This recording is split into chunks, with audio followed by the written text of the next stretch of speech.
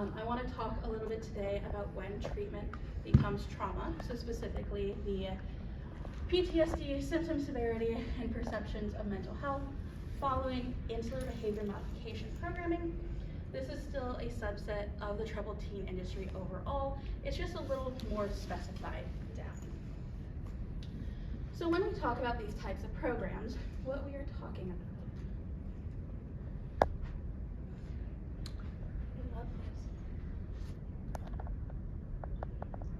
Okay, what we are talking about is ultimately totalistic residential treatment. Insular behavior modification systems is a term I have used in my dissertation, but ultimately, more generally, totalistic treatment overall. So, when we think about insular behavior modification programs, there are three main characteristics that we can use to define them. First is a subjective of youth behavior modification, and what is ultimately a total behavioral transformation. And generally, that behavior modification is done so in a way that's trying to adjust the behavior, but not necessarily the mindset. These types of programs do not care if you actually change your mind so much so that you conform to what they want you to conform to. Second is that it uses totalistic program characteristics. These program characteristics, there are 7 primarily, but kind of some highlights are that they use psychotherapeutic group therapy sessions where you are being confronted with your transgressions, and it also uses peer policing. It often uses a hierarchical level system. It's also very, very rigid in structure. It all comes down to adhering to what the program wants you to do as opposed to actually adjusting behavior in a healthy way through therapeutic treatment. And then also insularity, but there is a lack of transparency about what happens in these programs. A lot of what we know about these programs and how they're structured and how they function is a direct result of survivors speaking out. It is a result of very, very limited qualitative research. And so we just don't know empirically what is happening within these programs, how they are structured, what their outcomes are in these programs, and overwhelmingly how they function from program to program. And so this study that we're going to talk about today is the second half of a broader overall study seeking to establish the frequency and prevalence of abuse overall. And so, when you look at this chart, just as kind of to contextualize what we're talking about, we do see in a sample of 473 respondents and for former program attendees over the age of 18, every single respondent in this sample did experience victimization. That was not what we originally set out to do in collecting this data.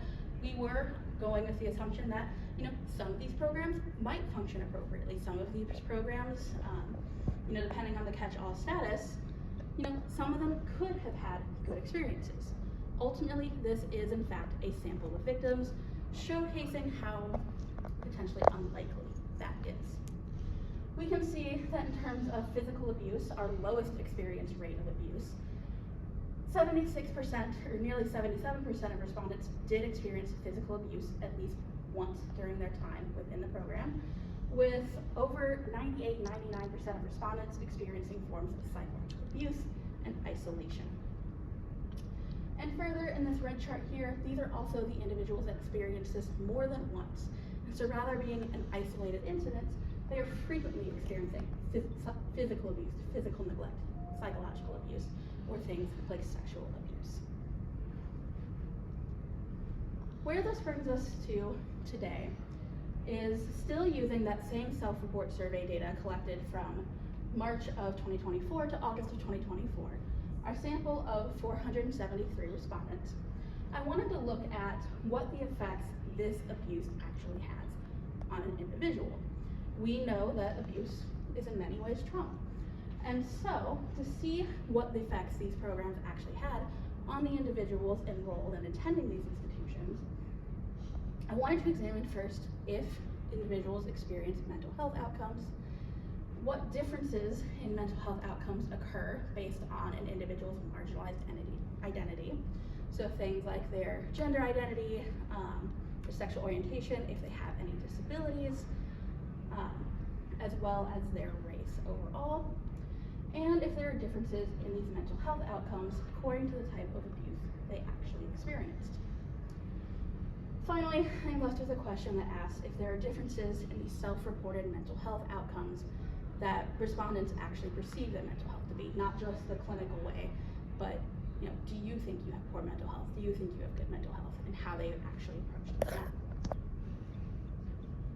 So the first thing I want to talk about are the two main variables used in this to measure mental health. The first is a PTSD symptom severity scale. The PTSD symptom severity scale is developed based on the PCL-5. The PCL-5 is a 20-item measure that asks about different experiences of symptoms of PTSD in the month prior to survey completion. So anything from not bothered at all by, for example, troubled sleeping, or extremely bothered in the last month up to a 5-point. And for this PTSD scale, the total score a respondent can experience or can receive is an 80.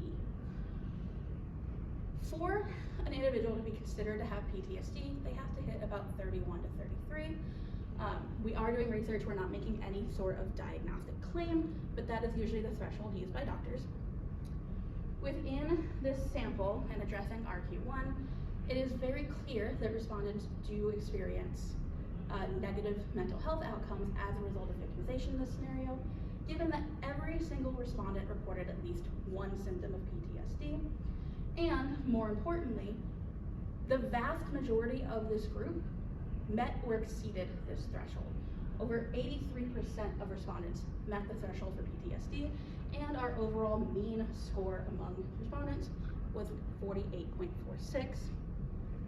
The highest reported score among the respondents was actually a 79 for 2 individuals. The other measure is perceptions of mental health.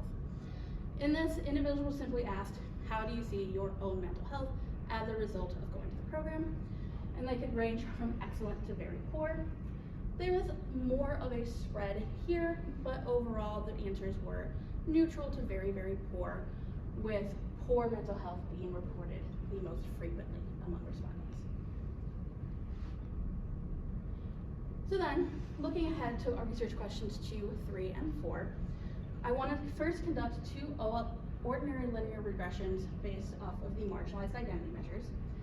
First, if based on their PCL-5 score, do they have a difference in negative mental health outcomes according to that marginalized identity, again, race, gender identity, sexual orientation, disability, or are there differences in those outcomes based on the type of abuse you actually experienced? This was then followed by multinomial logistic regression in order to assess if marginalized identity affected your own perceptions of your mental health.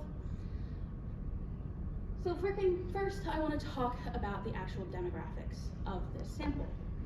When we look at this demographic table, and specifically our measures of marginalized identity, we do see that nearly 85% of the sample was white, and 15.43% was an individual of color.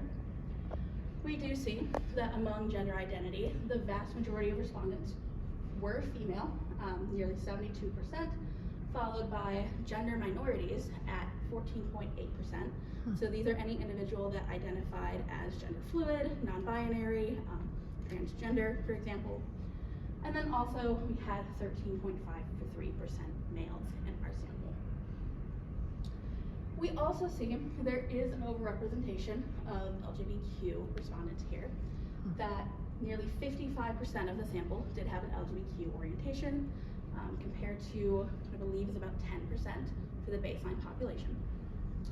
And then for our measures of disability, whether or not they had trouble hearing, trouble seeing, trouble concentrating or making decisions for our cognitive disabilities, or trouble walking or flying for ambulatory disabilities, we do see that initially the ratio is relatively similar to the baseline population, about 3% deaf, 4% blind, a little bit higher for trouble walking or climbing at 13%, but we do also see that there are nearly 57% of that sample had trouble concentrating, trouble making decisions in a way that generally is likened to ADHD, ADD, and similar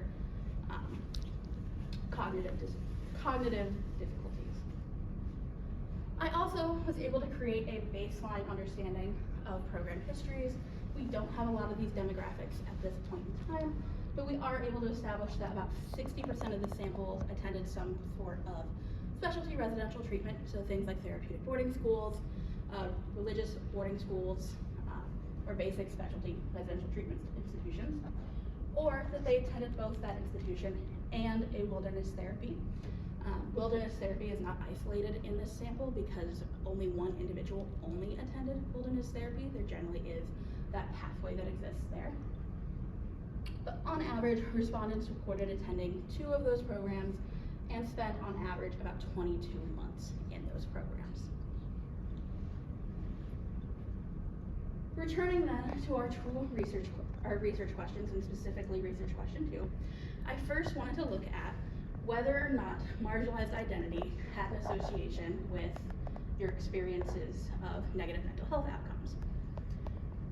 When we look at what was actually significant, we can see that individuals with an LGBTQ sexual orientation had significantly higher PTSD symptom severity scores than those who were heterosexual.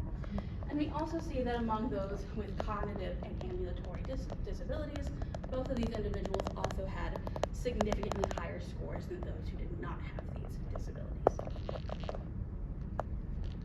When considering the type of abuse experienced, we also see that those who experienced physical neglect, staff-perpetrated psychological abuse as opposed to student-perpetrated, and had a female gender orientation, all had significantly higher PTSD abuse scores than those who either did not experience that type of abuse or were male. I'm sorry, I'm talking about sexual abuse for that last one, not male. So sexual abuse, staff-perpetrated psychological abuse, and physical neglect were all associated with higher PTSD scores. We found that those who were female actually had lower levels of PTSD scores. And we did also find that for our measures of disability, with the exception of deafness, disability did also lead to higher PTSD scores overall. Coming then to our 4th question on whether or not respondents' self-reported perceptions of their mental health was affected by their marginalized identity, we only see an association among those with trouble concentrating and making decisions, again, with cognitive disabilities. And the baseline here is going to be that poor category. And so what this tells us that any more positive category than poor, so fair, good, very good, or excellent, individuals with these cognitive disabilities were less likely to report that perception of their mental health as opposed to poor. When we look at this overall, there's a couple major takeaways here. First is that every single attendee in this sample did experience symptoms of PTSD in the month prior to survey completion, regardless of if they had recently left the program up to, we had a respondent that was 58 years old, who also was still experiencing these symptoms in some capacity. 84% of which met that threshold for PTSD, showing there is a significant harm coming to these individuals. We also see that there is a high PTSD symptom severity and PCL-5 score for those with an LGBTQ sexual orientation who experience sexual abuse and physical neglect, or those that have some sort of disability. Generally, we can say that this can be linked to the overall need for conformity within these institutions, conformity being defined by the institution itself. When we think of our LGBTQ respondents, it is not uncommon for these institutions to either overtly or covertly include instances of sexual orientation and gender identity expression change efforts, otherwise conversion therapy. It's also not uncommon for conformity to be associated with disability, especially for those that have either ambulatory disabilities, who may struggle to keep up with some of the program requirements, especially in wilderness capacities, or cognitive disabilities where your instinct behaviors are not necessarily the same as everybody else's. And so within these capacities, you are less likely to conform to this program, you're more likely to struggle with program rules and regulations, and may lead to those worsened outcomes as a result of the fact that it is a personalized characteristic that please. We also see that poor self-reported mental health is associated with cognitive disability, again, potentially related to the fact that, if it was my own disability that led to me not being able to work the program, regardless of how that program has functioned, it has the potential to cause more damage among these individuals. Thank you for your attention. I'm happy to answer any questions that we have. We do have 2 more presenters this afternoon, and so I will turn it to both of them to speak, and then I will take any questions at the end.